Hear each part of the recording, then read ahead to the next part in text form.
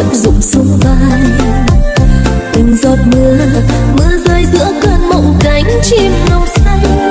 Tình yêu là sợi tơ đó thấy chưa? Anh biết không, ông trời vẫn ghét người hồng nhan. Thương nhớ ai cho khúc nhạc vẫn còn dở dang. Chiều hôm nay khi nghe tiếng chim lạnh lót trong vườn cây, em vẫn mong phố đông người xanh bước bên tràn. Mưa ướt tóc mây